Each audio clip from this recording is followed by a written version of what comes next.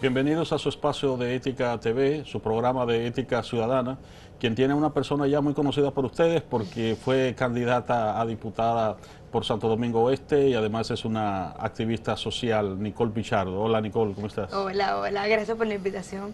Tienes que mencionar que este fue uno de los primeros espacios Así en el es, que participé como candidata. así es. Y eso tiene mucho peso, así que gracias. Sí. Bueno, pues Nicole, vamos a conversar sobre participación política y sobre todo sobre el papel de la mujer en la participación política en la República Dominicana, que es un tópico en el que tú has trabajado mucho. Pero antes de eso me gustaría que hablaras de tu balance, digamos, del sistema electoral dominicano a propósito, ¿no?, de lo que ocurrió en las últimas elecciones, ¿no?, de hace un par de meses y tu lectura, ¿no?, del proceso. Sabes que una de las filosofías de los grandes filósofos de la historia siempre han hablado de la democracia. Y el concepto de la democracia ha evolucionado muchísimo con el tiempo. Y qué bueno, de un concepto un poco más estático a uno más complejo, desde Aristóteles hasta Hannah Arendt han hablado de democracia. A mí me encanta leer a Hannah porque Hannah, al igual que incluso el propio Adam Smith, hablaba mucho de que para que la democracia funcionara necesita condiciones. Entonces pasamos de este concepto que todavía la mayoría de la gente lo piensa como democracia es el poder del pueblo para elegirse a sí mismo o de gobernarse a sí mismo. Pero va más allá de ahí. Tiene que haber condiciones. Entonces, por ejemplo, pudiéramos afirmar que República Dominicana es un país democrático porque una persona como yo pudo llevar a cabo una candidatura sin ser hija de, hermana de un partido grande, sin grandes recursos. Entonces, la disponibilidad, el acceso al derecho a participar está garantizado de una manera u otra. Pero cuando hablamos de las condiciones, ahí es que el concepto evoluciona. Y su análisis, yo creo que el tiempo actual necesita que dialoguemos de otra forma sobre la democracia. Y lo digo porque no solamente la disponibilidad de algo lo hace asequible, tiene que haber condiciones para que suceda. Y cuando hablamos de la democracia, y por eso empecé hablando de democracia, para relacionarla con el sistema electoral. Muchas personas, y lo digo porque soy maestra en muchos liceos de política, me dicen los estudiantes, claro que República Dominicana es un país democrático, porque podemos votar, pero confiamos en los resultados, confiamos en las instituciones, confiamos en lo que pasa durante los 4 años antes de las elecciones. No, la verdad es que no confiamos, y de hecho salió una encuesta de cultura democrática del MEPID que lo confirma. Entonces, mi valoración como candidata, primero, una tiene que saber muy bien a lo que va. Y eso es algo que en Opción Democrática tenemos clarísimo, porque ambos, o sea, cada candidatura ha participado ya de procesos electorales. No necesariamente siendo candidata, pero sí apoyando otras candidaturas. Entonces no fue una sorpresa para mí. O sea, yo le estaba contando el otro día a una amiga, es que yo no me sorprendí de nada. Que todo lo que yo viví, yo lo esperaba. Ahora, eso no quiere decir que tengamos que naturalizarlo. Y lo digo porque en República Dominicana no es solamente que tú tienes que ocuparte de ser candidata, llevar a cabo una campaña que no es simple, sino que tú tienes que buscar cómo hacer que esos votos se cuenten. En una democracia que funciona, tú no tienes que invertir millones el día de las elecciones para que tu voto se cuente.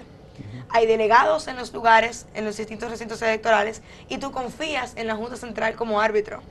El candidato no puede confiar en eso. No puede confiar, ni el ciudadano tampoco. El ciudadano no puede confiar en que su voto va a ser contado, porque se puede confirmar que no fue contado incluso a veces. Entonces, mi valoración es que República Dominicana se encuentra en una transición democrática. No quiero que esto se interprete como que el pasado era mejor, no. Hoy siempre para mí va a ser mejor que ayer, y qué bueno que yo lleve a cabo ese proceso y quiero volver a ser candidata, pero yo creo que es importante que sepamos que hay unos males sistémicos, mañas electorales, clientelismo, desinformación, abstención de votantes que tenemos que corregir para que la democracia de verdad sea el poder del pueblo para gobernarse a sí mismo y que pueda ser asequible para todo el mundo. Con frecuencia se habla de la democracia básicamente como esa posibilidad de elegir a las autoridades en unas elecciones periódicamente, pero como tú ya señalaste, la democracia implica un proceso. Y condiciones. Exactamente, un proceso continuo de participación y de evaluación.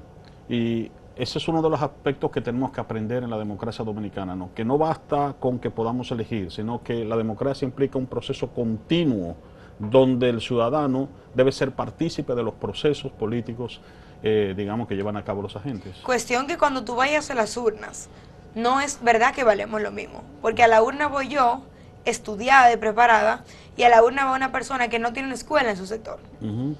A la urna va una persona que tiene un familiar enfermo, que le tiene la cabeza, sí va, la cabeza caótica, porque es un sistema de salud que no garantiza nada en República Dominicana. Entonces, no somos iguales cuando vamos a la urna.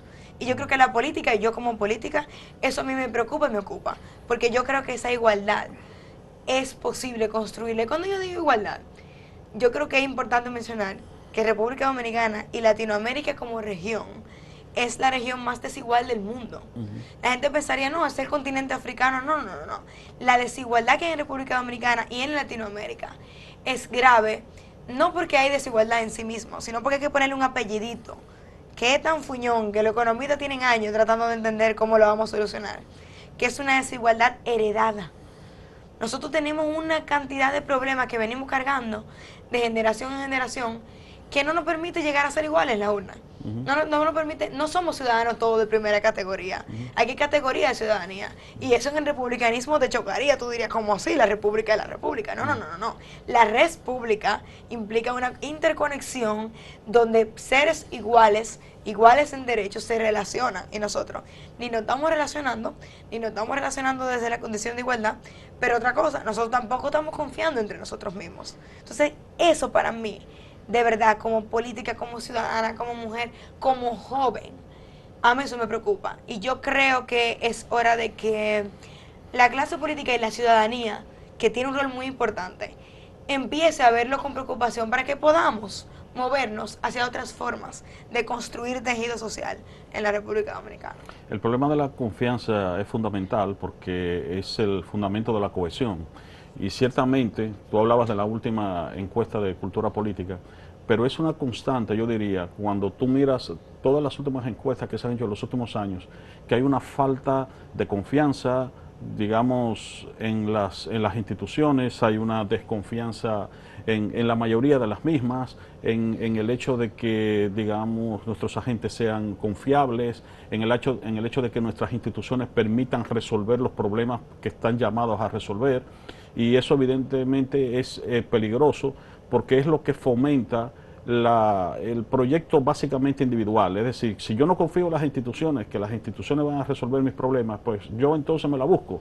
Y ahí entonces vienen esas búsquedas ilícitas de resolver los problemas, esos grupismos, ¿no?, en los que nos agrupamos, pero no pensando en un proyecto de ciudadanía común, sino más bien porque como no confío que las instituciones van a resolver mis problemas, pues me agrupo con mis amiguitos para yo resolver entonces nuestros problemas personales. Sobre todo porque no confiamos en las instituciones, porque no confiamos en la gente. Esa encuesta me encanta porque midió qué tanto tú confías, en quién tú confías. Y la gente no confía en el vecino. No confía en el familiar, no confiamos. Y la confianza es el pilar, de verdad, el pilar de la democracia, es la confianza. De muchas vías, porque si yo no confío en mi compañero, ¿cómo me cohesiono? ¿Cómo me junto? ¿Cómo me organizo? Pero si yo no confío en mí mismo y mi capacidad de construir, de autodeterminación, de construir el país que yo quiero ser, que yo quiero vivir, el ciudadano que yo quiero ser, pero entonces yo tampoco confío en las instituciones porque las instituciones la ocupan la persona y yo no confío en la persona. Entonces, ¿por dónde le entramos? Es como cuando uno está saltando la cuica y dice, déjame, ¿por dónde entro? Para mí, eso debe ser una fuente de preocupación para padres, para madres, para profesores, para políticos, para médicos, para todo el mundo, porque es que no se puede vivir sin confiar. Hasta cuando pasamos la tarjeta de crédito, estamos confiando en ese negocio, en el banco, en el ente regulador, estamos confiando. Entonces, entender, educar, tener esta conversación en el hogar, tener esta conversación en los partidos, tener esta conversación sobre la confianza, hace falta para la democracia porque es ahí donde vamos a construir una forma de superar el individualismo patológico. Bueno, vamos a hacer una pausa, Nicole, y en breve volvemos.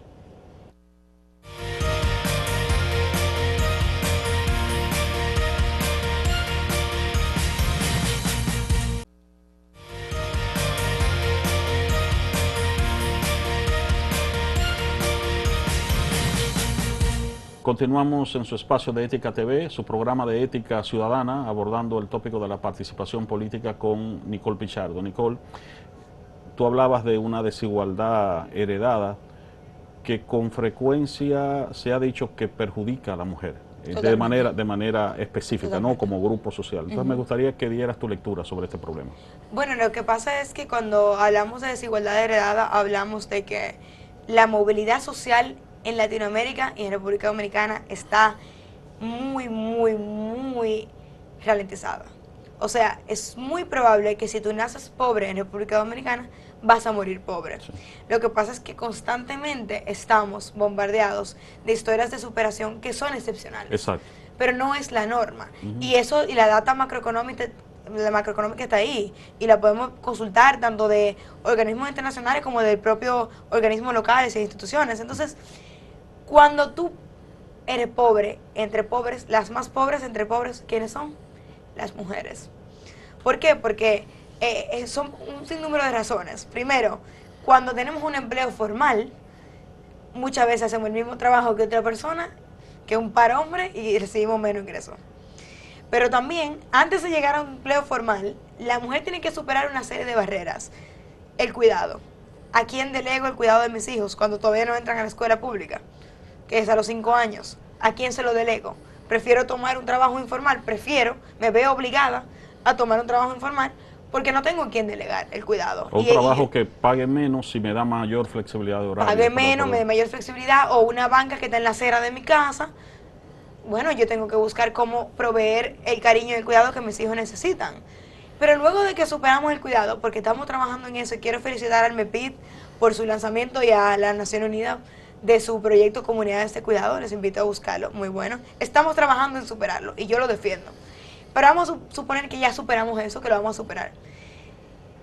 Mientras yo estuve cuidando por generaciones, yo me vi excluida de la vida pública, de cierta manera. Entonces, estudiar era muy difícil para mí. Trabajar era muy difícil para mí. Pero cuando llego al trabajo, digamos que ya tengo un trabajo formal, todavía tengo el peso de la gestión del hogar. Entonces yo llego al trabajo pensando, al niño hay que vacunarlo, hay que hacer tareas, en la casa no hay brócoli, hay que comprar pan. ¿Por qué? Porque tenemos una serie de creencias sociales de que la mujer es la única que tiene que encargarse de esta gestión. Hay hogares que eso está cambiando y eso me alegra muchísimo. Yo creo que eso está cambiando muchísimo, pero todavía falta mucho. De hecho, hay una encuesta de la Oficina Nacional de Estadística que mide las horas que las mujeres y los hombres dedican a la gestión del hogar. Y lo interesante que muestra esa encuesta, Leonardo, mientras más una mujer avanza en el desarrollo de su vida romántica, o sea, mientras se casa, tiene hijos, más horas dedica a la gestión del hogar. O sea, una mujer que está pensando en casarse ve eso y dice, no, ay, pero ¿y para qué? O sea, son 32 horas semanales, a diferencia de unas 13 y tantas que dedica el hombre. Entonces, hay una desigualdad dentro de la casa, en el ámbito privado. O sea, afuera, el mercado laboral nos exige ser mujeres del siglo XXI. Pero dentro de la casa tenemos que ser del siglo XIX y del XVIII. Entonces, esa duplicidad de funciones, esa doble, triple, 4 jornadas laborales, hace que rindamos menos muchas veces en el ámbito laboral. Porque yo tengo la mente ofuscada de tanta cosa que tengo que tener pendiente. Y en el caso de que eso yo lo pueda poner de lado, eso conlleva suprimir las emociones de una manera que lacera también la salud mental de la mujer. Entonces, si nosotros queremos que la mujer siga avanzando, que lo está haciendo en República Dominicana, si queremos que ocupe más lugar en la política, que eso es otro tema mucho más amplio, tenemos que tratar de construir relaciones de igualdad dentro del hogar. El hogar no debe gestionarse por el órgano con el que tenemos entre las piernas. El hogar debe gestionarse en base a talentos. Tú eres mejor cocinando, pues yo soy mejor fregando. En base a compañerismo, a cuidado, a equipo. Y yo creo que esos referentes de hogares que son así, ojalá la novela que tanto consumimos en República Dominicana vaya mostrando eso. Un hogar que se gestione en equipo para que mamá esté bien, papá esté bien y la familia esté unida y feliz. Esa desigualdad que tú hablas se expresa a nivel económico, también impacta en la política. Totalmente. Hemos visto en la última gestión intento de otorgarle a las mujeres posiciones, con el caso de las gobernadoras, pero esos son puestos más simbólicos, ¿no? Sin cuota de poder. Sin cuota de poder. Sin cuota de poder. todavía los ministerios en su gran mayoría siguen en manos 3 ministras de 23 de hombres, y digamos que todavía el protagonismo de la mujer o su impacto, digamos, en la toma de decisiones sigue siendo más simbólico que otra cosa, ¿no? Claro. De hecho, lo vemos con el caso de las vicepresidentas, se ha convertido en algo ya ritual, Un comodín. escoger una mujer como candidata vicepresidencial, pero en el fondo las posiciones que son decisorias siguen estando en manos de los hombres, ¿no? Y es muy interesante también porque a mí, en lo personal, a veces se me dificulta reconocer el avance. Mis padres siempre me dicen, Nicole, pero hemos mejorado, porque yo soy muy crítica. Pero en realidad hemos avanzado. Yo no quisiera, para mí, una mujer en un cargo de vicepresidencia nacional, como en un ministerio, como en alguna institución, algún partido, es un logro. Porque antes no era imaginable la vida pública. Antes te presentaban una plancha completa compuesta por hombres y la gente lo entendía como normal. Hoy en día la gente se está empezando a cuestionar dónde están las mujeres. Y es verdad que en República Dominicana no hay una mujer preparada para dirigir Hacienda. Y es verdad que en República Dominicana no hay una mujer preparada para dirigir el Ministerio de Salud. ¿Por qué de 23 ministerios, dónde está la paridad, el equilibrio? Claro que hay mujeres, pero somos las que más nos estamos graduando en la universidad. Y no se trata de una lucha de sexos, de lo contrario, todo lo contrario. Es que es un tema de representación y democracia. Si la democracia implica también representatividad. Y yo como Nicole, como mujer joven, me asimilo más fácilmente como mujer joven, porque otras mujeres, mujer joven política, porque otras mujeres ya fueron mujeres políticas. Aunque pocas, pero lo fueron. Y yo las vi y yo digo, pero yo puedo hacerlo. Pero de lo contrario, si yo no lo veo, ¿cómo aspiro a algo? ¿Cómo quiero llegar a un lugar donde yo no sé dónde es? Entonces, es un tema de democracia, es un tema de representación y es un tema, a mí me encanta porque la gente me dice mucho, es que los hombres y las mujeres no somos iguales. Y yo, pues precisamente por eso, como no somos iguales, necesitamos diversidad. Porque lo que yo traigo a la mesa como mujer, por como fui criada como mujer, por estereotipo de género, es distinto a lo que tú traes a la mesa. Y las dos visiones enriquecen las discusiones nacionales. Y lo mismo quiero mencionar con la juventud, donde yo voy a decir una cosa muy dominicana, pero donde están los cuartos, están las prioridades. Los dos ministerios con menos presupuesto, mujer y juventud. Si no hay dinero, no es una prioridad. Tú puedes decirme que la juventud te importa, el futuro del país, si no hay dinero para gestionar los intereses, si no sabemos cuál es la función del ministerio, si no sabemos cómo ese ministerio, ¿tiene ese ministerio una cuota de incidencia a lo interno del gabinete? Yo no lo creo, porque no lo veo. Entonces, vi justo hoy, me topé con una publicación de un joven en una charla que decía, somos la generación más informada, menos empoderada. Tenemos toda la información, pero todavía no podemos movernos, porque está trincherado el camino. Y esto quiero decirle a la juventud, ojalá que haya alguien joven que me esté mirando. Señores, nadie suelta el poder. Di que, qué aburrimiento, déjame yo hoy. O sea, hay que organizarse, hay que prepararse y hay que estar a la altura de las oportunidades. Y hay que tomar espacio. Y hay que incomodar a veces. Pero hay que hacerlo, porque de lo contrario vamos a seguir reciclando lo mismo político y lo mismo político. Y eso es otro tema que el hacer a la democracia, porque genera una apatía y genera, que es lo más preocupante para mí, con el tema de la confianza también, genera una apertura a líderes autoritarios y populistas, que República Dominicana no quiere tener. Hay un aspecto que quiero que retomemos a propósito de la cuestión de la juventud y de las mujeres. A veces, o con mucha frecuencia, se critica el hecho de que hay una generación, particularmente la tuya, ¿no? Que, bueno, puede ser muy asidua en redes sociales, puede ser muy activa en redes sociales, pareciera tener una sensibilidad sobre tópicos sociales, pero no da el salto a la articulación política en los espacios públicos. Entonces me gustaría que retomáramos ese tema después de la pausa.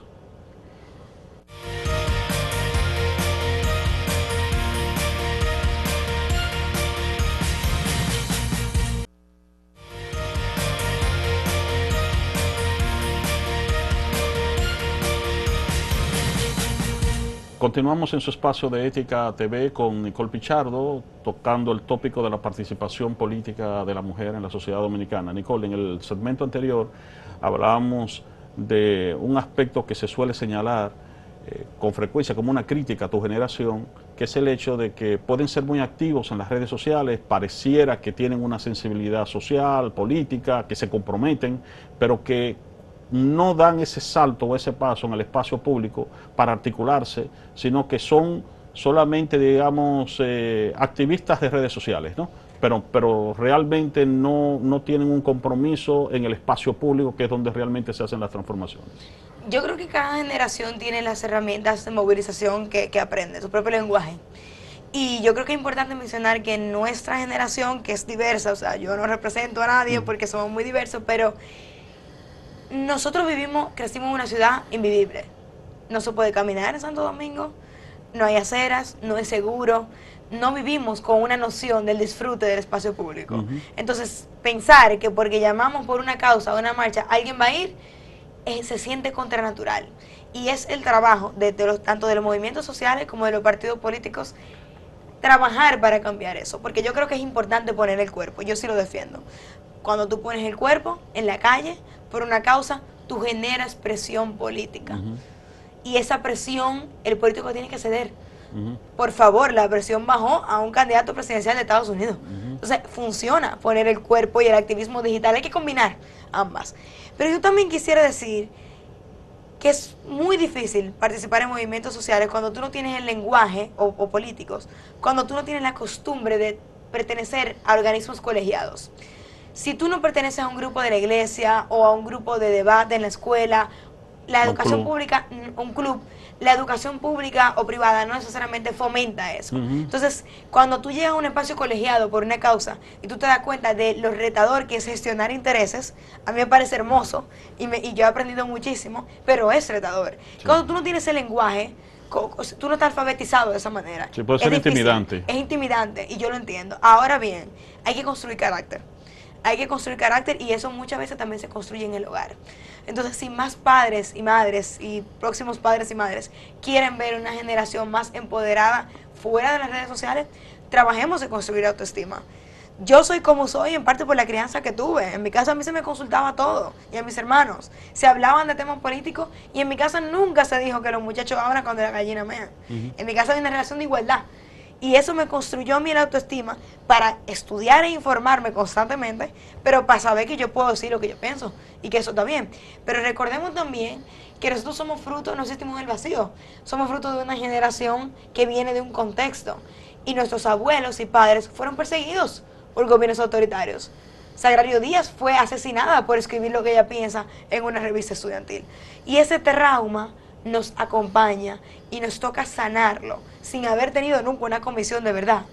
Nos toca sanarlo y repararlo para poder construir una generación más empoderada, una generación, Leonardo, que se quedó huérfana porque mataron a Minabel, mataron a Sagrario Díaz, mataron a Mamá Tingó. O sea, concho, le da miedo.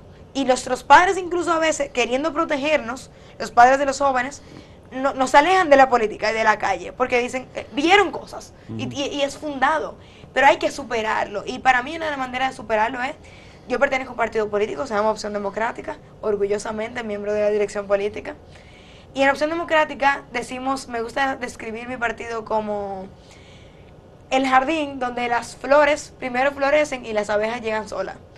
Tú primero tienes que crear un espacio donde la gente quiera estar, y la gente va a llegar.